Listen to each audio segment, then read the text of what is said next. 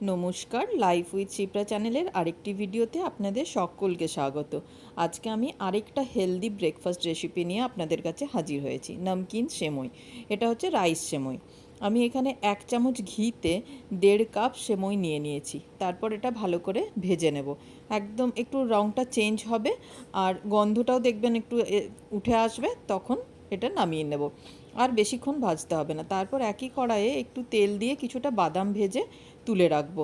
এখানেও আমি ওই অল্প একটুই তেল নিয়েছি। তারপর আবারও ওই একই কড়াইয়ে তেল দিয়ে একটু গোটা সর্ষে ফোড়ন দিয়ে, আপনারা কারি পাতাও ফোড়ন দিতে পারেন, কুচি করে রাখা আমি আলুটা দিয়ে দিলাম। আলুটা দিয়ে নেড়ে চেড়ে আর ঢাকা দিয়ে দিচ্ছি। যখন আলুটা 50% সেদ্ধ হয়ে যাবে তখন তার মধ্যে দিয়ে দেবো পেঁয়াজ কুচি। আমি একটা মিডিয়াম সাইজের পেঁয়াজ নিয়েছি, সেইটা কুচি করে দিয়ে দিয়েছি। তারপর আবারও নেড়ে চেড়ে ঢাকা দিয়ে দেবো। যখন আলুটা একদম সেদ্ধ হয়ে যাবে তখন আমি তার মধ্যে দেবো টমেটো কুচিটা। টমেটোটাকে আমি গলাবো না, একদম গোটা গোটা থাকবে। সেজন্য আমি নুন হলুদ দিয়ে, সামান্য নুন, একটু হলুদ আর একটু গোলমরিচের গুঁড়ো দিয়ে নেড়ে চেড়ে নিয়েছি। আমি এখানে ঢাকা দিয়ে আর সেদ্ধ করিনি, কারণ আলু আর পেঁয়াজটা তো আগে থেকেই সেদ্ধ হয়ে গেছে। এরপর সেদ্ধ করে রাখা সেমইটা আমি এখানে দিয়ে দিলাম।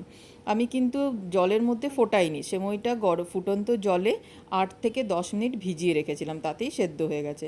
এবার সব আলুর পেঁয়াজের সাথে সেমইটা ভালো করে নেড়ে চেড়ে ভেজে রাখা বাদামটাও দিয়ে দিলাম। ভেজে রাখা বাদামটা দিয়ে আর একটু নেড়ে চেড়ে আমি লেবুর রস দিয়ে দিচ্ছি। এখানে একটা ছোট সাইজের গোটা লেবু আমি নিয়ে নিয়েছি।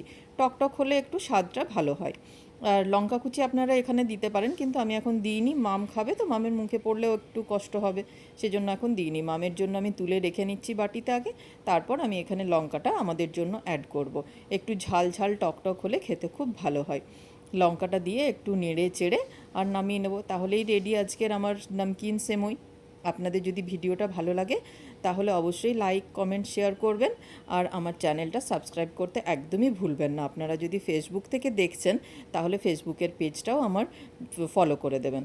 দেখা হবে পরের আরেকটি ভিডিওতে।